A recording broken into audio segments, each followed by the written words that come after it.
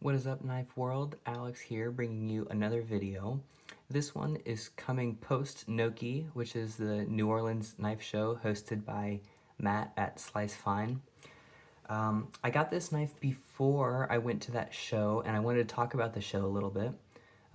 If you haven't gone to a lot of knife shows, which I'm guessing if you've clicked on this video, you probably have been to a knife show or want to go or know about it.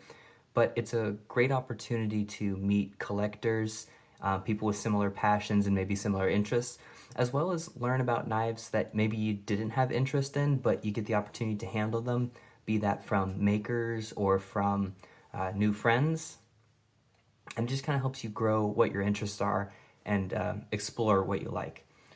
So I had a really great time at Noki. I met a lot of new faces. I did see a couple of people that I've known for years now, so it was nice to see them again. But it was a really great experience. I got this knife before that. Like I said, I've been moving things out of my collection that have been too big for the new area that I'm going to move to. And I've been acquiring pieces that I can carry because that's how I like to enjoy my custom knives, is to carry, enjoy, and use them. Now, if you have been following my channel and you watched my last video, you know that I am currently working on carrying the Jeremy Marsh Vanquish for 365 days. At least that's what my goal is. And so the acquisition of this piece was my first custom buy since I committed to doing the challenge for this one. And that's kind of opened my eyes to what do I want in my collection? Because if I have committed to carrying this, I kind of intended on not buying a lot of new knives. So when this one came along, like I said, part of the shuffle has been out of necessities used loosely, but part of it has been a new frame of mind that I'm trying to collect in. I want to collect things that I really like and I want to keep. I want them to stay with me. I'm not really interested in collecting things that I think are going to go up in value and maybe I can make a couple bucks off of them. I'm not interested in collecting things that are just super hyped if it's not me. So this is a new Lee Williams Trident, or new to me, and the other Lee Williams I had, the Adventurer Kickstop Tonto, did find a new home. Somebody made an offer on it, and I worked a deal with him. And then I got this. I committed to the 365-day challenge, and I realized that a Lee Williams was something that belonged to my collection for one reason or another, no matter what. So I started pursuing more knives, and this Lee Williams came up as an opportunity to acquire this, and I went ahead and jumped on it. So I don't know when this was built. I don't buy things directly from Lee because I don't think it's possible to get on his books, or if it is, I'm not aware of it. This has his Generation 6th kickstop, which the difference is basically that the kickstop is not perpendicular with the pivot. It is offset a little bit higher. So on my previous Lee Williams, you see that the flipper tab is down here, whereas the Gen 6 is up here. I think you can get the Gen 6 without the anodizing. This kind of just adds a little pop of color, which I think is actually kind of nice. Also matches the blue standoffs. It might be a shade brighter, which might be a little distracting. I kind of wish they were the same shade, but nonetheless, that's fine. This is also in a bolster lock configuration. I've never owned a Lee Williams in a bolster lock, and bolster locks are a big favorite of mine, as shown by my TJ Fisher Lash bolster lock. We'll go ahead and move this off the table. So you can see that this configuration certainly fits in my collection. I kind of like collecting these kind of more tuxedo-ish knives. I hope to get more in the future. But we'll kind of keep taking you around the configuration of the knife here before we get too much into it. You can see we've got carbon fiber scales. Carbon fiber, I like it a lot. It's definitely fallen out of favor. I've said that in other videos. I think a lot of people prefer fat carbon or carbo quartz or more exotic forms of carbon fiber. To me, this is kind of where like higher end knives started, with just normal weave carbon fiber, and I have come to appreciate it a lot. I don't really see a need to get into the other ones. I kind of like the simplicity on this carbon fiber. It's also usually a base material, so I guess you don't usually get a huge upcharge for it if you're building with it. Maybe that's a good thing, maybe it's a bad thing. If you're really into super exclusive stuff, maybe carbon fiber is not for you. But if you're just into the material for its lightness or for whatever other reason, this carbon fiber is fine. So continuing around the knife here, blue standoffs, we got 2. I'm definitely more of a backspacer guy because I feel like makers can put more of their artistic flair onto it. But these standoffs are nice. It also is another weight savings thing. I'll talk more about why I keep mentioning weight savings, but I think that's big for this knife. You also have a 3D milled pocket clip. Again, cut out there in the middle, makes it a little bit lighter. And then kind of moving around here, you've got these normal Torx pivots, Torx both sides with, I think it's zirconium pivot collars. And then I believe this is a 154 cm blade. That's kind of Lee Williams' go-to. It's got this semi-dagger blade style. The swedge on the bottom is maybe slightly wider than the swedge on the top. And I haven't really carried this because, like I had mentioned, the Jeremy Marsh Vanquish is in the pocket. I have put this in the pocket. The clip is nice and usable. It is crazy light. It is also very like CEO knife-ish. And when I say that, I mean like it's slim and kind of long. And it's also super, super light. Everything that Lee has done to this particular knife has made it lightweight. It's using carbon fiber instead of big chunks of titanium. That removes mass. It's using these tiny standoffs versus a big backspacer. That removes mass. He's cut out parts of the pocket clip. That removes mass. So the only thing here that I'd say doesn't add to the lightning of it is the pivot collars, because they're probably zirconium. Zirconium's not a light material. But the blade, even, most of the material is removed from the blade where it's not necessary. Not necessary, I guess, is a relative term. This is not a hard-use knife, so you don't really need a ton of material to help you pry on stuff. Most people probably aren't prying on this kind of a blade shape or Lee Williams in general. And I put this in the pocket. It's super, super, super slim. It doesn't take up much room at all, because when it sits in your pocket, you kind of slide it all the way over to the corner and you still have a lot of extra pocket usable. I don't personally carry other things in my knife pocket because I don't really like my knife getting torn up by keys, or my knife tearing up my phone screen, or my phone screen tearing up my knife. I like all of my stuff in pretty good condition. You know, I'm still willing to carry it. I still like to use it, but I draw the line at tearing stuff up unnecessarily. I work in an office. I don't hard use my knives. I'm not laying carpet or in carpentry or plumbing or an electrician or other things like that where you're really tearing up your knives cutting stuff. That's not me. I like opening Amazon packages or other things like that. So the use case for my knife, I like keeping them in good shape. The way I carry it keeps it in good shape. But if you carry other stuff in your pocket, having a knife that's kind of slim and doesn't take up a lot of space is probably kind of neat. So I've talked about Lee Williams kickstop in previous videos. I'd say the principle behind this kickstop is pretty similar to the other ones.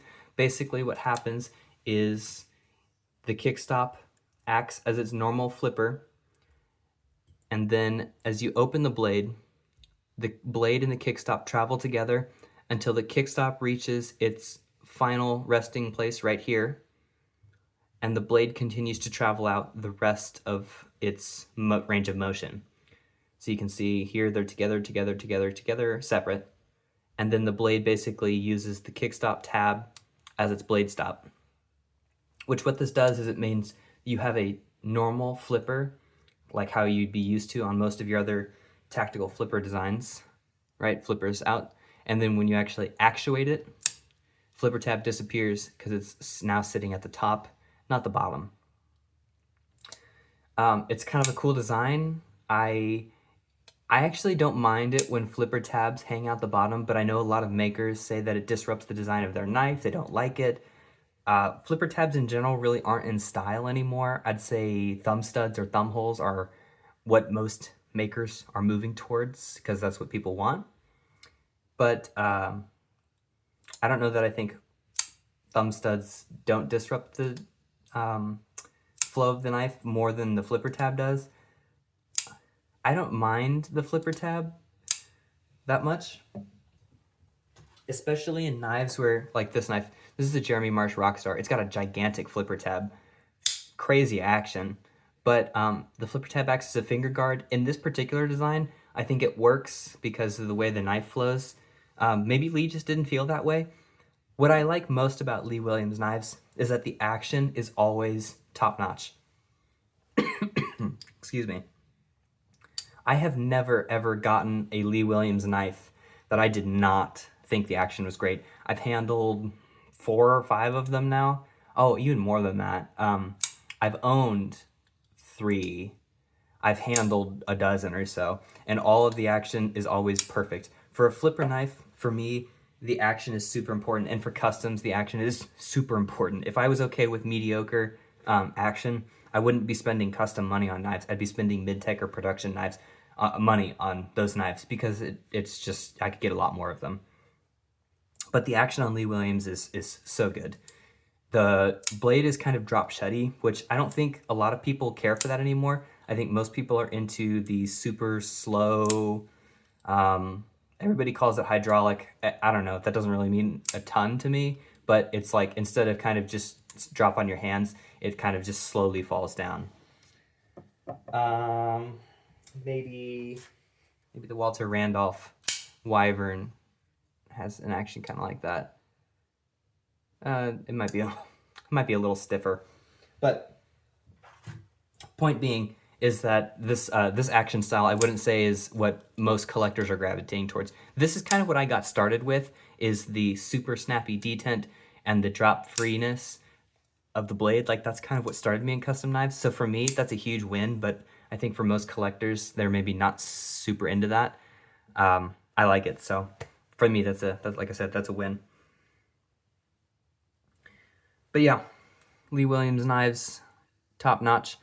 I've already discussed his getting into production knives via licensing. He's gotten into a couple of Chinese companies. I don't know which ones, and I'm not going to try and guess, as well as he's done collaborations with other makers, and he's licensed out his Kickstop for them to put into production knives. Chavez comes to mind, but he may have worked with others. I think he also very, very recently put out a sole authorship design, like he designed the knife and somebody built his knife, whereas before I think he was just licensing out his Kickstops, so that might be new. I think that the licensing his Kickstop is good and bad. If you're into collectability and you're into keeping the knife prices as high as possible and making these knives as unobtainable as possible, licensing out his designs is probably not your thing. I guess, like, I didn't get into customs because I care that it's super exclusive. That's not super important to me. I do feel like when you buy into a maker and you spend a couple $1,000 on a pocket knife, I feel like you would want some level of exclusivity, because if you could just buy the production and get everything in it, like, why would you bother spending the custom money? I see that there's a case for that too. I also see a case for getting the designs into as many people's hands as you want. I wouldn't say that one is right and one is wrong. I think it's just slightly different philosophy. I don't really buy my knives as investments. I think I have some knives that probably are investments, but I didn't buy them with the intention of making money on them. It's just, if it happens to be that way and somebody happens to offer me a price that I can't refuse, I guess that's just how it goes, and that happens. But yeah, his relationship with production is interesting, and that's made, the reason I'm bringing that up is because it's made his customs more obtainable. Back if you were trying to buy a Lee Williams, I don't know, 5, 10, 15 years, 10 years ago, that's kind of when I started getting into knives, they were basically between $4,000 and $5,000 for a basic configuration. And that's a lot of money for a pocket knife.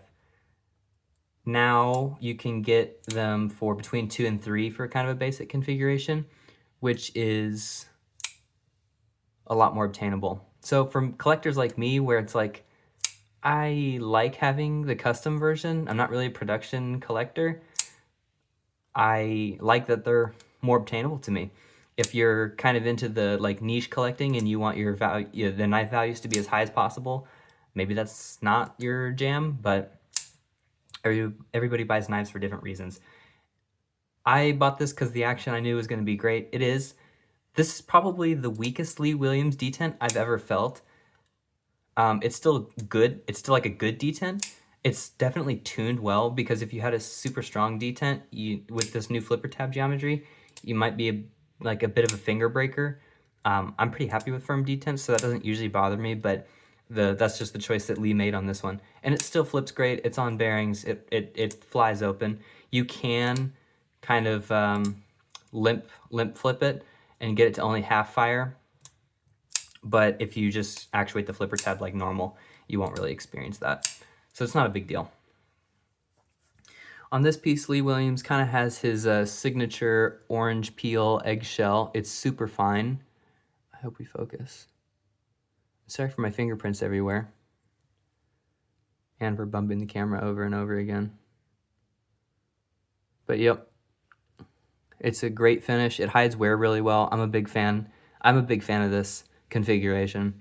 The fit and finish between the titanium and the carbon fiber, excellent.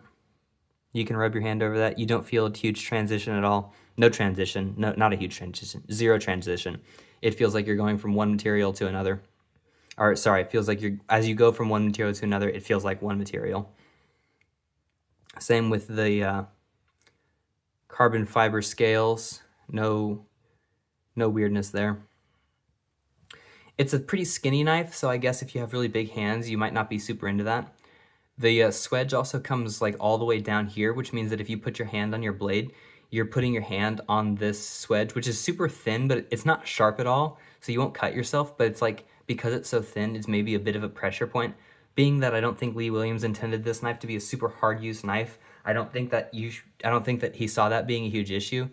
I haven't cut anything with this because, like I said, carrying the Marsh 365, so can't speak to its total usability yet, but that's just kind of my anticipation.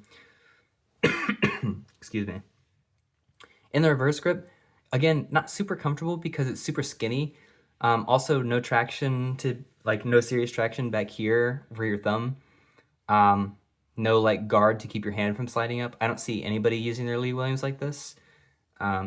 If you do, I guess let me know and I'll revise my statement. But yeah, I don't know. It's not the best reverse grip knife I've probably ever held, but I just don't use my knives like that, so it's not a big deal. You can see that lockup. It's a little further up than I would usually expect, but very secure. You can see all the way through the knife, his standoffs. Centering, cash money, it's about what you'd expect. His standoffs also have kind of a cool pattern to them. They're not just like barrels, they have lathe details on them where they have different grooves, so it's a cool look. I love zirconium. I like the zirconium pivot collars a lot. What else do I have to say? I don't really have a whole lot extra. This is an interesting Lee Williams knife. If you're really into the like lighter, smaller knives, this might be a cool Lee Williams for you because it's a little bit more usable, but it's also super light still. I really like that it's bolster lock. I do wish the detent was maybe a little bit more firm. And yeah, like I said, there's going to be a Lee Williams in my collection for the foreseeable future, even if I'm not carrying it, just because of my challenge, not because I don't like the knife. I don't know. Maybe I would trade this one out for another one that had a firmer detent, but right now I'm enjoying owning this, and I guess we'll just see what the future holds. But yeah, action top notch. I've been flipping it a ton throughout the video, so I hope you can get a good sense for that. Yeah, any knife that you can flip with like any finger is a good flipper. So let me know what you think. I have also changed my lighting setup. I was kind of tired of the way that my lighting was working before, just because I was using the sun and a window to try and get the best lighting. Excuse me. I did buy some Amazon better lighting so that I could kind of capture detail without relying so much on natural light. Hopefully it's not distracting, and hopefully you get a better sense for the detail. But if you have useful constructive criticism, I'd be interested in knowing, because I'd like to continue improving the quality of my videos. This isn't like a professional thing for me, it's mostly just a hobby. But I think that if I'm going to share content, knife content with the internet and the knife community, presenting good quality content is still a goal. So I'm still looking to improve. I'm looking to change like the way I talk about knives. I'd like to be a little bit smoother. I do pretty much everything unscripted, so I'm a little scatterbrained sometimes, but maybe I can work on improving that too. But yeah, let me know if you have any other, anything else, any other questions or any constructive criticism. I guess I forgot to do any size comparisons. I think the blade is 3.5 inches. I still have these conveniently close by to do quick size comparisons on. Like I had mentioned, the Trident is really, really skinny, but it's got a lot of usable blades, so these are kind of close to pivot, and you can see how they stack up next to these, and I've done videos on both the Lash and the Rockstar, so. Show you the thickness. The blade is deceptively slim because of that top swedge. It is pretty beefy, like the stock is acceptably thick, not like the Rockstar thick, but certainly usable. Goodness, excuse me. Do the Lash here. So yeah, definitely a light knife, but everything you'd want from Lee Williams, so I am happy with it. All right, thank you everybody.